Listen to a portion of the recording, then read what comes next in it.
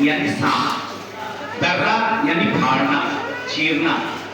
تو لوگ بھاگ رہے تھے، چلا بھاگ رہے حی درہ حی درہ حی درہ. کیا ہوا؟ کہا حی درہ. علی نے جو ہے سانپ کے 2 کلے اس کے چیر کے برابر کر کہتے حی درہ ہوتے ہوتے ہو گیا حی درہ حی درہ حی.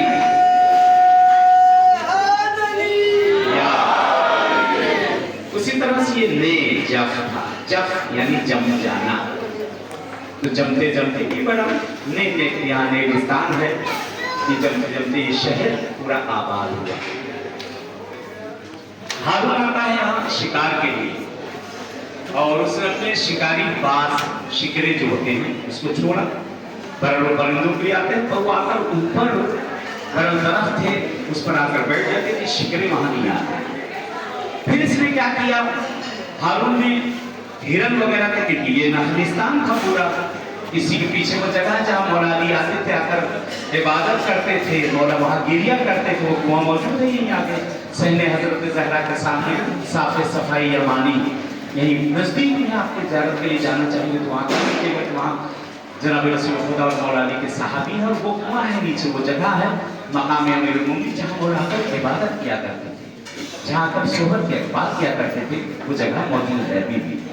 بہرحال یہ ہارون چھوڑتا ہے اپنے شکاری کتوں کو. یہ ہرن وغیرہ کو دوڑاتا ہے اور ہرن آپ کو اوپر ایک پہاڑ ٹائپ کا وہاں چلے جاتے ہیں. کتے نیچے ٹہلا کرتے ہیں، ٹہل ٹہل کے وہیں سے کتے سارے واپس. دوسرے دن آتا ہے پھر آ کر یہی کرتا ہے. تیسرے دن آتا ہے پھر پریشان ہو گیا کہ شکار آتے آتے اور شکار بھاگ جاتا ہے. ماجرا کیا ہے؟ کتے اوپر کے نہیں جاتے. تو اس نے لوگوں سے پوچھا، کسی نے کچھ نہیں بتایا. پتہ چلتا ہے کہ ایک یہاں ضعیف آدمی رہتا ہے، اس سے معلوم کیا جائے وہ بتا دے گا کہ یہ ماجرا کیا ہے. اگر اس کے پاس سے ہارون آتا ہے اور کہتا ہے کہ بتاؤ کیا مسئلہ ہے، کیوں اس پہاڑ کے اوپر یہ کتے نہیں چلتے؟ ہارون لکھ کے دے، میری امان، میری فیملی کی امان، میرے بچوں کی امان، یہ کچھ نہ کرے گا تو میں بتاؤں گا کہ کیا وجہ ہے کیوں یہ کتے اوپر کیوں نہیں جاتے.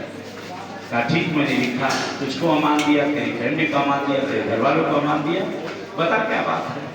کہتا ہارون اوپر لوگ وہاں کتے نہیں جا رہے، وہاں امیر کائنات علی ابن ابی طالب کی قبر ہے.